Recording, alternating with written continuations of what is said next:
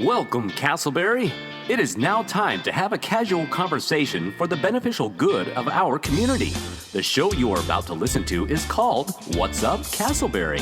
And now it is my absolute pleasure to introduce to you your hosts, Andy and Drew, along with producer Robin. What's up, podcast listeners? It's Andy, it's Drew. We are back with Casselberry, Seminole County, Florida. Maybe America's hottest podcast. Maybe the universe's hottest podcast. In all other galaxies. We are the What's Up Casselberry podcast. Welcome to the show. We're so glad you're here with us. I've got my talented, not as lovely, but intelligent co-host Andy Searles on the call with me today. Andy, how are you, my friend? Well, you were lovely in your own.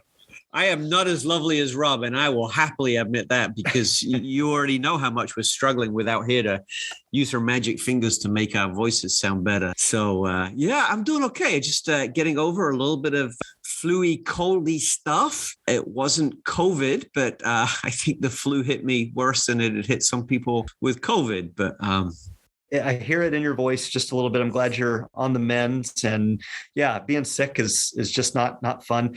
Have you ever suffered from the man flu, Andy? Do you ever struggle with the man flu? I think I have. In fact, I think my wife would let me know that every flu I have is probably 10 times worse, or I make it 10 times more dramatic than any flu she's ever had. Yeah.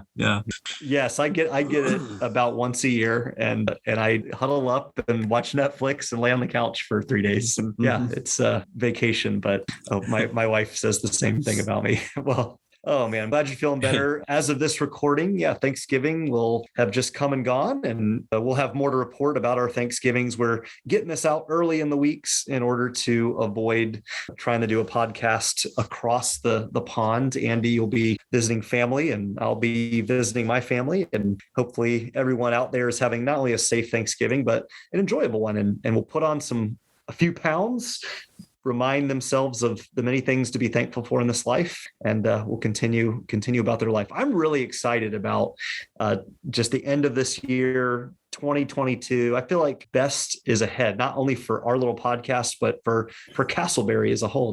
Don't you agree? I do. It's hard to believe we're at the end of 2021. 2020 was so hard with COVID. This year is just kind of muddled by. But I think finally, it seems that we're going to put this pandemic in the rearview mirror. And there's a lot of hope as we go into 2022. I know for me personally and some of the organizations that I lead and for our city, I agree. It feels like a new start. And of course, Christmas holiday season is one of my favorite seasons as well. So we got a fun run up to a new start and really excited for that. And I really welcome that.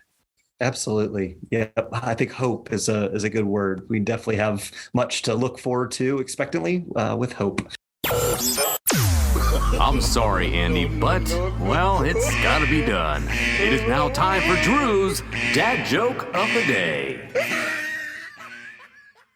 I've got two for you, Andy, and as always, these are not mine, so don't get mad at the messenger. I'm going to deliver them, though, with passion and enthusiasm, as I attempt to do always, even when I mispronounce words and stumble over the punchlines of the joke. But here we go.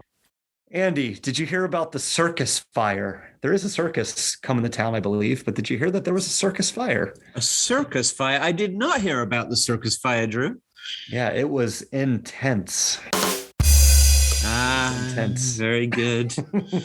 Did you know, on the side, in addition to being a pastor, a dad, a husband, a citizen, a podcast host, I'm also an inventor. Really? I invent things. Yeah. I made this pencil with two erasers. I made a pencil with two erasers. A pencil with two erasers? It was pointless. All in all, it was pointless. That's probably a good way to surmise your joke. It's pointless. There you have it. Do you have any Doug jokes? I do have one for Doug joke, actually. This is very appropriate because as we're releasing this, I'm actually going to be in England, just kind of hopping over for a few days to celebrate my dad's 75th birthday. He doesn't know I'm coming, but I can share it on air because this won't be released until I'm over there and he knows. But, in England, we have different measurements, right, to measure weights, pounds, kilograms. Though, it's really hard for Americans to switch from pounds to kilograms overnight. It's really hard. Yeah. They tried it once and it created mass confusion. Nice. That was kind of like a physics, math, science check. Yeah. I have a riddle. You want a riddle? It's not a joke. Yeah, sure. Your jokes weren't funny, but we're light. We're hanging loose here. We're just hanging out. Two friends. Go ahead. Give me the riddle. All right. If you identify a UFO as a UFO, then it becomes an FO. Unless it has landed, then it simply becomes an O. Huh. Because if you identify it as a UFO, well, then it's not unidentified. But if it lands, it's not flying. And so it's just an O. Oh, now I get it. Yeah. Well, yeah. There you go. The dad and the Doug jokes. There you go. If you're listening to this podcast and you're going through a drive-through, or, share that with the cashier. If you, that'll just add something to their life today. It might even make sense. Hey, it's funny. I actually was with a friend and we were talking and this friend, they know what we do. I do this podcast with you, but they they listen occasionally, I believe. And I was mentioning that we were going to have some special upcoming guests here in the near future. Really excited about some of those that are coming up on the show. And they said, oh yeah, the podcast. That's the one where you guys do the dad jokes, right? Wow. Like literally, it's not the news. It's not the great interviews. It's the dad jokes, Andy. So, I mean, we're kind of stuck with that as sort of being our MO. You got to be known for something. It's nice to be known for something. That's good. That's right. Hey, speaking of Casselberry in the news, listen, as much as we love telling dad jokes and riddles, we exist to bring forth all the exciting developments and things in our Casselberry community, highlighting what's going on here. And there's something really exciting happening. I had the privilege of popping over to Casselberry Elementary School to deliver some Thanksgiving bags that members of our community donated to some children and families there in need. And it was really, really fascinating to see the entire school, from the classrooms to the front office. Everything was in boxes as Casselberry Elementary is preparing. As of this recording, they will be in their brand new building. And that's been a long process led by Mallory Lambert, the Casselberry Elementary principal. Andy, tell us about that, the move to the new building. Yeah, that's exciting. I think we've been waiting for years and years for this week to come. But as our podcast is dropping this week, many students will be in new classrooms in a new environment, state of the art, with all the technology that's needed. I've been watching on social media as some of the teachers have been packing up their rooms and moving their old classrooms to the new classrooms. And I just think it's a wonderful milestone for our community. It's also a milestone for me. I've been involved in our school long enough to remember, I think it was 10, 12 years ago, when they were talking about potentially closing Casselberry Elementary down in a rezoning effort. And so to go from moving away from that to investing millions and millions of dollars in a new facility, it's very, very exciting. And so I hope to swing by there soon and get a little bit of a tour, but I hope all the new students and all the new teachers are finding their way around their new building this week. That's very exciting. And I understand that this is just the end of phase one, but that there's more construction to come. Do you know anything about that, Drew? That's right. We are, I don't know if it's immediate construction, but yes, the plan, I believe, is to keep the P wing when you're on the campus over to the left. They call those long hallways with the classrooms the P wing. Those will stay, but be refurbished. And what we've known to be the administration building will be torn down along with the cafeteria. And they're going to build a really new state-of-the-art cafeteria, media center, and some other additions. Really, it's going to be state-of-the-art. And I'm really proud, especially having a little boy that will be attending there in just a few short years, for him and so many of his classmates to enjoy just the new features there on the campus. And now from the Society of Historic Casselberry, this is History of Casselberry with Dr. Deborah Bauer. Hi, this is Dr. Deborah Bauer with your Casselberry History in 90 seconds. Brightwater was the Casselberry family estate for more than 7 decades. Noted Winter Park architect James Gamble Rogers II designed the house in 1951 at the request of friend and fellow Illinois native Hibbert Casselberry. A major landowner, developer, and businessman, Casselberry was the founder and first mayor of the town of Casselberry, which would later become the city of Casselberry. Rogers designed the house in the colonial revival style. Construction began in 1952 and finished later that year. Casselberry's second wife, Martha Norris Casselberry, named the house. The view of South Lake Triplet at sunrise and sunset from the house's waterfront lot inspired her choice of name. Rogers originally designed Brightwater with 4 bedrooms, 4 bathrooms, 5,729 square feet of living space over 3 floors on 8.63 acres. The family added a dock and later a swimming pool in 1961. The family constructed an addition in 1969 that added 2 more bedrooms, 2 more bathrooms, and an enlarged great room on the first floor. James Gamble Rogers II also designed a guest house that was never built. Hibbert Casselberry died at Brightwater at the age of 76 on August 29, 1969. Brightwater is the only major private residence designed by James Gamble Rogers II still standing in Seminole County today. It also remains the only home of one of the named founders of a municipality in Seminole County that was occupied by the founder for the remainder of his life until his death. The home was later lived in by Casselberry's widow Martha until her passing in 1992, and their son John until his death in 2019. The city of Casselberry purchased the property in the summer of 2021.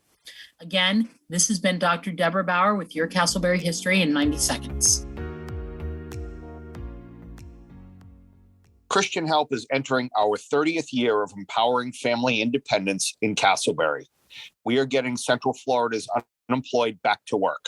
We are feeding thousands of struggling families in the community. We are giving your neighbors hope, but we need your help. Join us on the front lines of Central Florida's economic recovery. To learn more, go to christianhelp.org. That's christianhelp.org. Christian Help is a proud sponsor of the What's Up Casselberry podcast.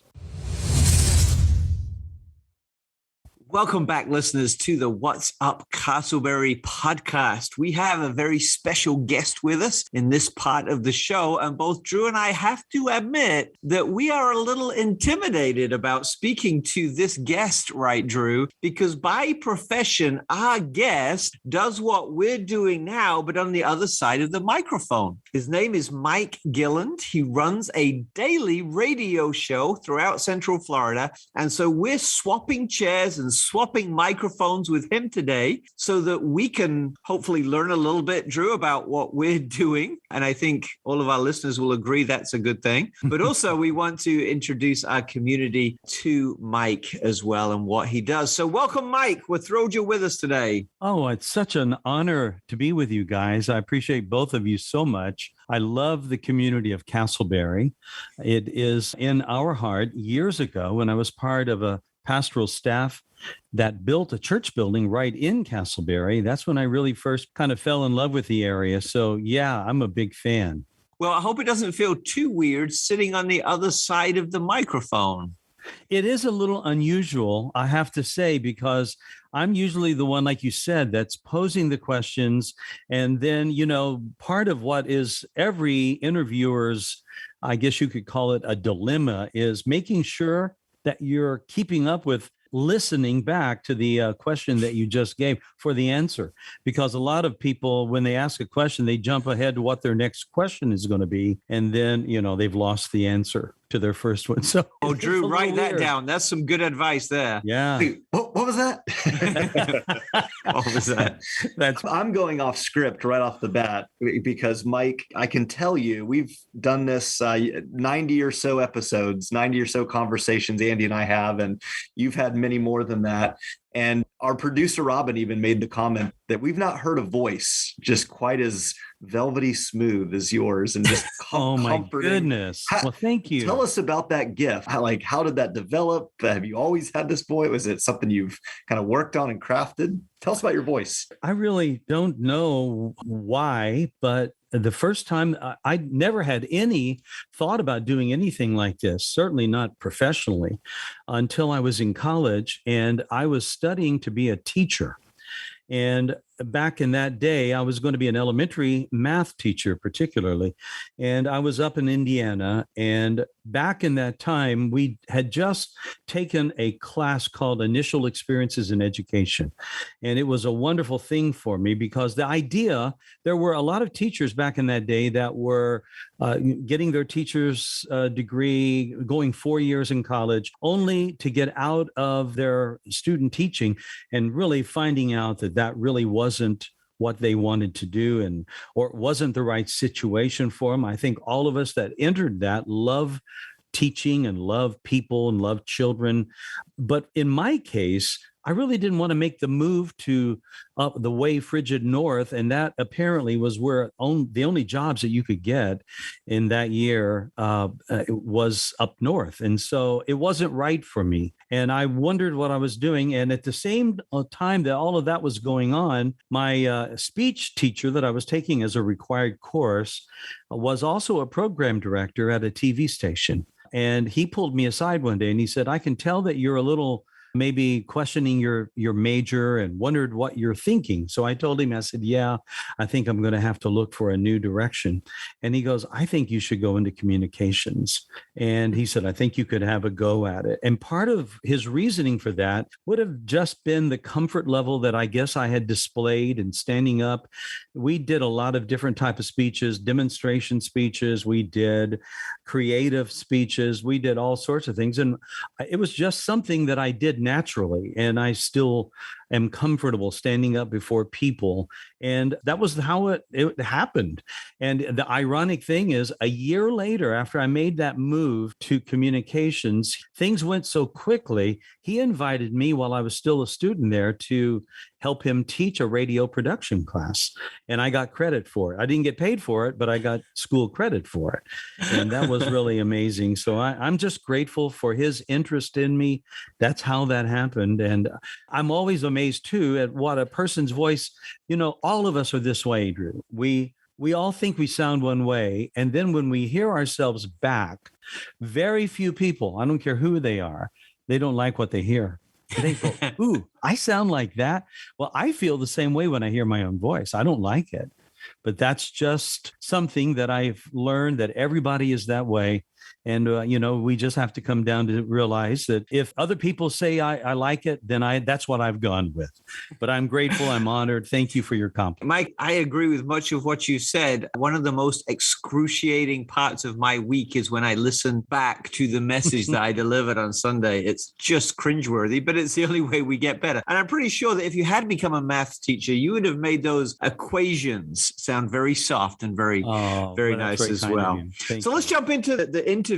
First question, as a radio DJ, who would you most like to interview? That is a great question. And I think it has a lot to do, and every individual would look up to the people that they respect the most and would feel maybe drawn to. And for me, I asked the question up front before we began this podcast, would that person be alive or deceased? If they're deceased, the answer is easy. I would love to have interviewed Ronald Reagan. I really appreciated the guy. He, like all of us, wasn't perfect, but boy, what a leader he was. And his insights, his sense of humor, everything about him, his heart for this country, his care for people. He was one that I always admired and loved. And boy, would I really, really like to do that. The person that I would probably today, I've got such a wide list here, Andy. It's really hard to kind of narrow it down. But when I think of what that would really be fun, it would be people like Stephen Curtis Chapman, who I long to meet and get to talk to. That would be one person that I would love to interview. When it comes to people who are, let's say, doing the work for the Lord, I'd love to interview Franklin Graham. I think his story would be amazing. And, I've gotten to interview a lot of really fantastic, both of you, I find We that did not pay you to say that, Mike. no, Yeah. you did not. But No, and our laugh was very genuine too.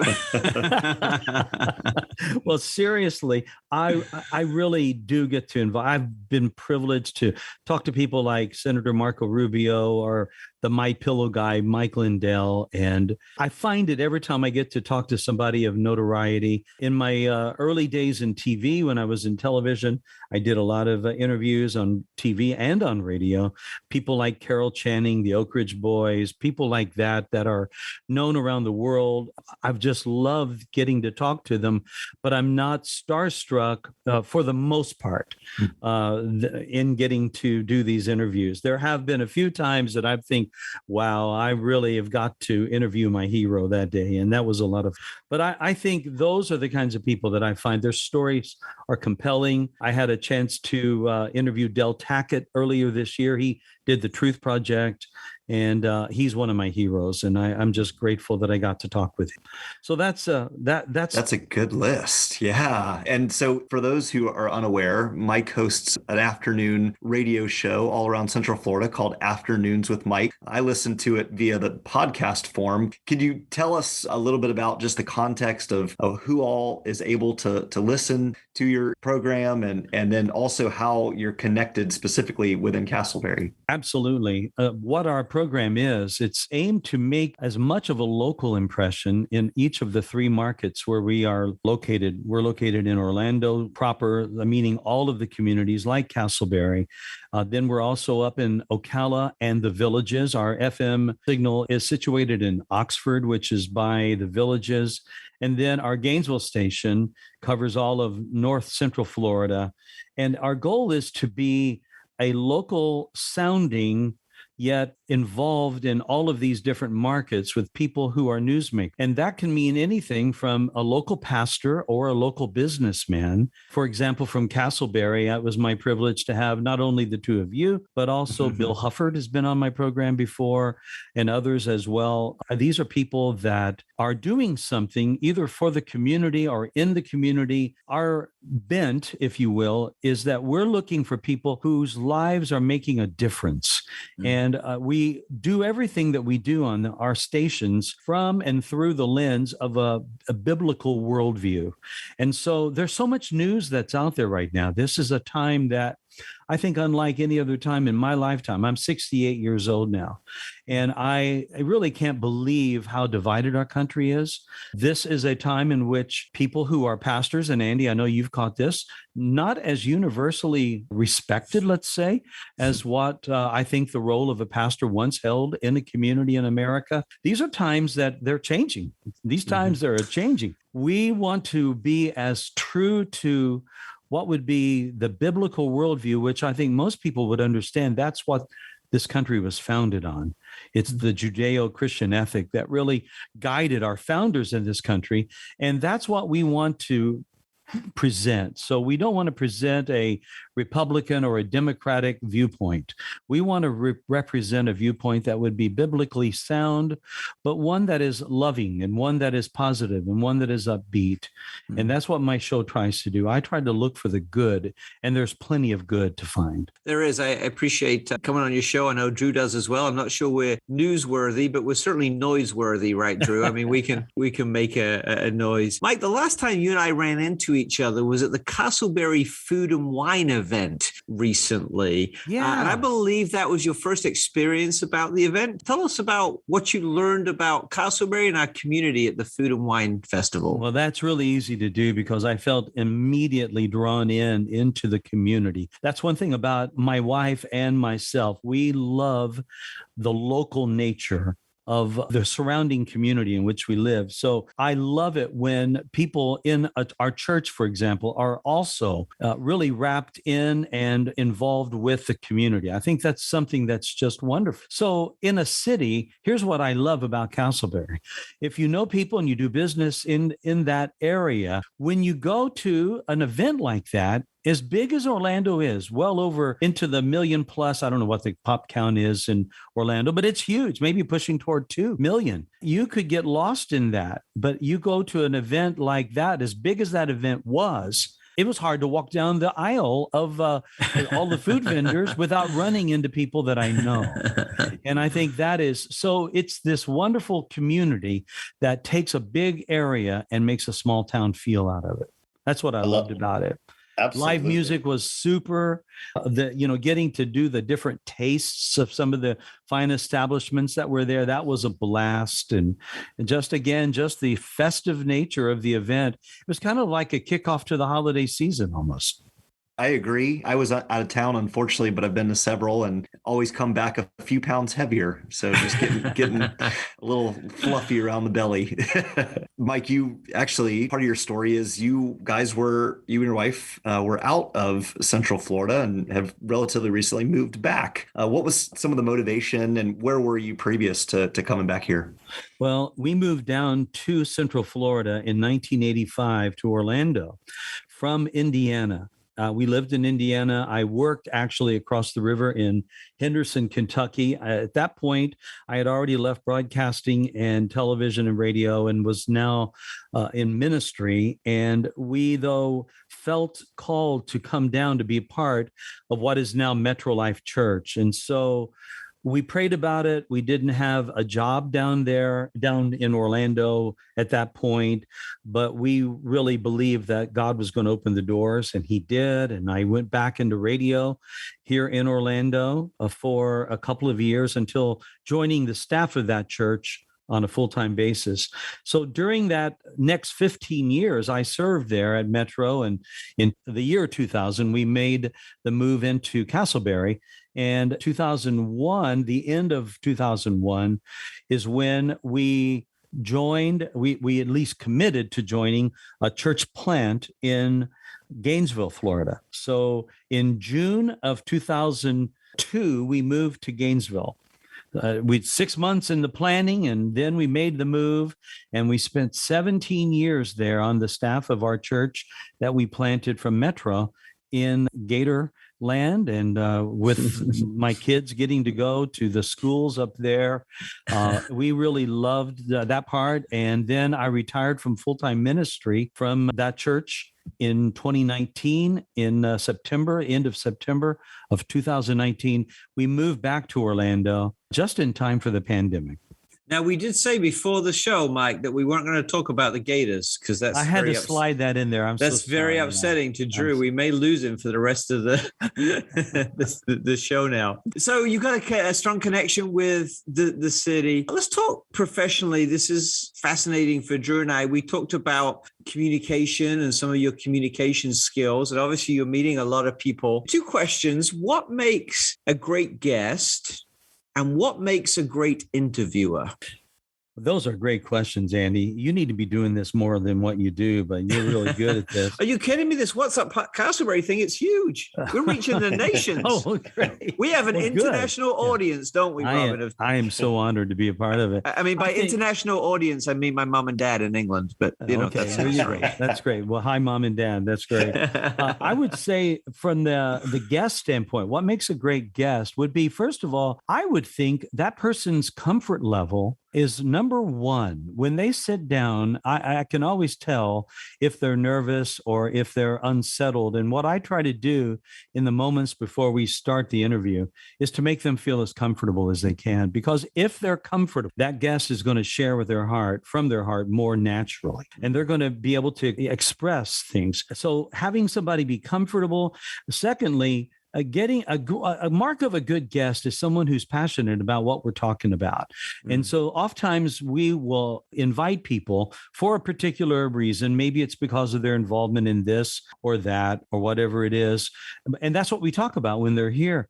But really, one thing that we most always on my program talk about is their personal testimony, how they came, if they have faith in Jesus, how they came to know the Lord. That's always a part of it.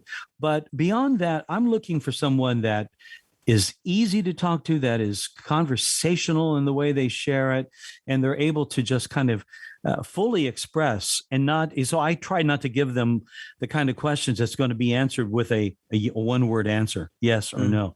I love that, Mike. And I think that's very true, not just obviously in radio interviews, but in conversations with one another, right? As much as we can make each other comfortable in the conversation, then we can build better relationships. What about the other side of that equation then? What makes a great interviewer in a radio context, but what makes a great conversationalist in relationships?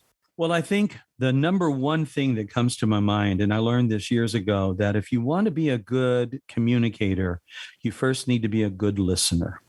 So I think a good host is one who's going to really listen, not just to the words that are spoken to him, but also the heart and motivation that's coming from that person. And so that person feels that they are talking to somebody that is engaged with them. I think that's number one. Number two would be, I think a good host needs to do something, and that is to stay in a position of being top of mind. I don't know if you've used that expression, but top of mind is something that I had to learn in order to do this. It basically implies that all of your faculties, all of your thought processes are right in line and in sync with what I'm saying in the moment. And again, I alluded to this earlier. It's so easy for us to jump ahead and be thinking about what we're going to ask, or think about what I want to ask. And then you realize in that moment, well, if that happens to you, you've lost being top of mind. Mm-hmm. So staying in the moment, being in the moment, but yet having a good feel underneath the moment without being able to sacrifice it, to be able to know where the next step is going to go in that conversation. And that's a hard line to draw, certainly when you're trying to speak, and particularly in the day in which we live and where there's so much communication through screens or through texting or other avenues. Yeah, I love what you said, just being present and really even picking up on nonverbal cues, right? Like nodding and whatnot. Hey, as kind of a wrap up to our time, one final question from me, Mike, would be just, you've interviewed a variety of guests, lots of different people, different backgrounds. Do you have sort of a go-to question, a question that you just find that like really hits at the soul of the man or the woman that you're interviewing? Yeah, I think so. I think when I'm talking about what their passions would be, what it is really that they feel their purpose. What is it? Because, whether or not a person, we hear the word calling. Those of us that have been in ministry would understand that. But I'm a firm believer that every person has a calling. And I believe that in a real sense, every person has a role to play in their life. And whether they realize it or not, I believe they're ministers. I believe they're purveyors of a message. And that's really what a minister is. There's someone who brings the message. So my goal, my questions are going to be aimed at finding out what it is and that really is driving them. What is their motivation? A joke, it's often used in a little cliche ways with actors when they say, well, what's my motivation? Well, as cliche as that could be, the thing that is behind that motivation is really an interesting part of that person's life. And if we could tap into that, then we really know them. I agree. That's a great question, because I think everybody is either trying to find their purpose or they're trying to fulfill their purpose. And so the purpose question always pulls out some deep, insightful, and thoughtful answers. It's an old saying, but it's one that's worth repeating again. Someone once said, when it comes to finding out what you want to do in your life, do something that you love, and you'll never work a day of your life. And I think that is it. I'm one of the people that I know of that's blessed to get to do what I love to do. And this new role that I'm in, it's kind of a blend of ministry and professional broadcasting. So I get to do both. It's like a merge of these two streams all coming out of one spigot. I love it. I love that. And it's very obvious to see that as well, Mike. And we're so grateful that you have shared your passion with us.